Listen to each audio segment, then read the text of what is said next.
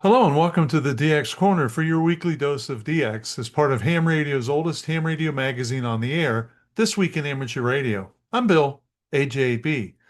If you're watching this on YouTube, the text of this will be included in the show notes. You won't have to remember calls, dates, URLs, or other details. You can just check the show notes. As of this Saturday, there will be only 151 days left until Christmas. Time is flying, so we better get started. The DX word of the week is DX spot. What is a DX spot? In my early days of DXing, say in the late 1970s, early 80s, many DXers would participate in a phone chain.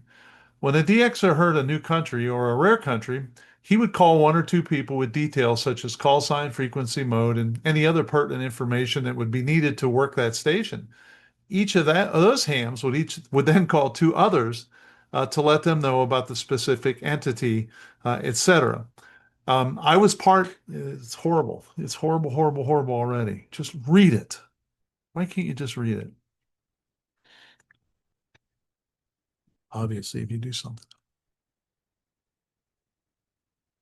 Hello and welcome to the DX Corner for your weekly dose of DX as part of Ham Radio's oldest ham radio magazine on the air, This Week in Amateur Radio. I'm Bill, AJB. If you're watching this on YouTube, the text of this will be included in the show notes. You won't have to remember calls, dates, URLs, or other details. You can just check the show notes. As of this Saturday, there will be 151 days until Christmas. Time is flying, so we had better get started. The DX word of the week is DX spot. What is a DX spot? In my early days of DXing, say in the late 1970s, DXers would participate in a phone chain. When a DXer heard a new country or a rare country, he would call one or two people with details such as call sign, frequency, mode, and any other pertinent information that would be needed to work the DX station. Each of those hams would then call two others to let them know that a specific entity had been heard or spotted, and that process would continue until all of the hams who agreed to participate would be called. I was part of this chain years ago, and my family would not be thrilled for me to get a call at 2 a.m., but it happened. Into the early 80s we go, and the process moved from landline phones to 2-meter simplex frequencies and or repeaters. Eventually, special software for computers was utilized that would allow the lucky ham to enter all of the appropriate information into a screen, and then it would be passed along to any other hams who happen to be connected. In this way, thousands of hams in a large geographic area would be notified of the DX. Each of these DXers who were heard or spotted would be called spots. Today, it is much more complex. For instance, my logging software collects spots from all over the country and compares it against my logbook to determine if I need it or not. If so, an announcement is made at my home station and a text message is sent to my phone. The software also checks the origination of the spot.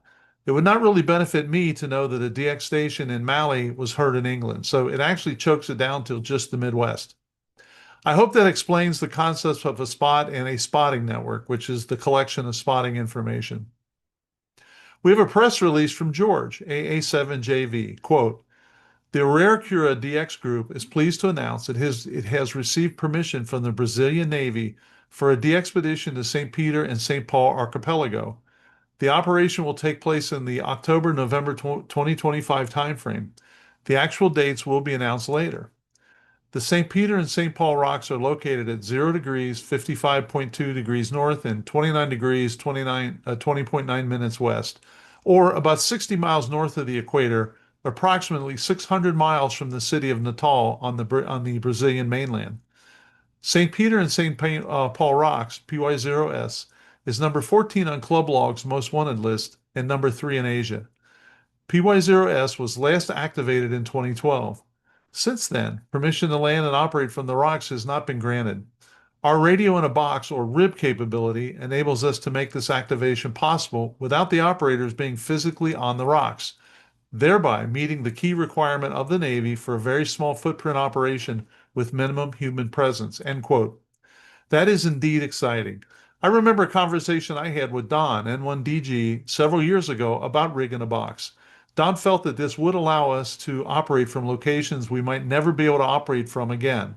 It would seem that this has now come to pass. So I'm really glad. That's exciting. As you know, each week I try to focus on those entities that will be available in the next 7 days. There's so much data to sift through that I thought a focus on the next week might be helpful. Here's what you should find QRV when you tune the bands. The following DX information comes from Bernie, W3UR, editor of the DailyDX, the WeeklyDX, and the How's DX column in QST. If you would like a free 2-week trial of the DailyDX, your only source of real-time DX information, just drop me a note at thedxmentor@gmail.com. November 3, Radio Papa, Rafael, using his Yankee November 2 Radio Papa call sign, is QRV from Nicaragua. Rafael says that he will, quote, be calling CQDX, end quote, vacation style again this summer until August 4th, and that he hopes to work as many of you as possible. TY5FR is QRV from Benin until August 6th, with DL1 BUG red operating. He is using CW and sideband on 80 through 10 meters, and you can QSL that DXpedition to DL1 BUG or go through club log, OQRS, and LoTW. Adrian, G0KOM, is QRV as ZC4MK from the UK sovereign base areas on CYPRUS during July. QSL via OQRS, LoTW, or his home call. 3 Baker 9 Fox Robert, is active again from the Rodriguez Islands after taking a break from radio. He now wants to handle his own QSLing, no longer wanting to use LoTW, QRZ.com, or Clublog. If you want a card, contact him directly. Do not go through M0OXO. He does say that all those sent through M0OXO OQRS are now up to date, quote, pending the next bureau shipment. And I can tell you from experience, Robert is a tremendous operator, and he has huge pileups and he manages them well. So if you happen to hear 3 Baker 9 Fox Radio, it's worth giving a listen because it's like a training session. He is really, really good. The Tyumen Regional Radio Association in Asiatic Russia will celebrate its 95th anniversary in 2025, marking nearly a century as a key communications channel for the region's residents. In honor of this milestone, a special diploma called 95 Years of Tyumen Regional Radio will be awarded to amateur radio operators who earn 95 points through QSOs between July 15th and August 14th of 2025, including a required contact with R95 TLR. The special call sign R95TLR will be active throughout this period to commemorate the anniversary and support participation. So you may want to watch for that special event station. A group of Italian operators are planning a DXpedition to Mayotte Island, FH, as Tango Oscar 3 Kilo from August 2nd through August 10th. Equipment will include 3 ICOM 7300s and 3 FM HLV 300 Plus HD 500 watt amplifiers. They will use dipoles on 80, 60, 40, and 30 meters, a 3-element beam on 10 and 6 meters, a 3-element beam on 20 and 15 meters, and a multiband beam on 17, 15, 12, and 10 meters. Tango Oscar 3 Kilo will be active on 80 through 6 meters on sideband, CW, FT8, and FT4. I can't wait for that one either. That's going to be a good one. And I've got lots of band slots to fill, so got to get busy. OM2DX, Mikhail, says all is going according to plan to be QRV from Fiji as 3 Delta 2 X-ray Delta from July 22nd to the 25th, and Alpha 32DX from Tonga, July 25th through the 30th. So by the time you're listening to this, he should be in Tonga and QRV. He says that he did make a few hundred QSOs last week as VK2 stroke OM2DX, so the equipment's working fine. SP9HGN will be QRV from JW Svalbard from July 24th to August 2nd, QRP, 40, 20, 15, and 10 meters, mainly sideband and possibly FT8. He will be signing JW stroke SP9HGN stroke P and will climb 3 summits to operate at most an hour from each one. And you can QSL via LoTW. Andy, 5 Zulu 4 Victor Juliet, goes over to Zanzibar Island, Tanzania, using the call sign 5 Hotel 1 Victor Juliet, July 24th to the 28th, in the IOTA contest weekend.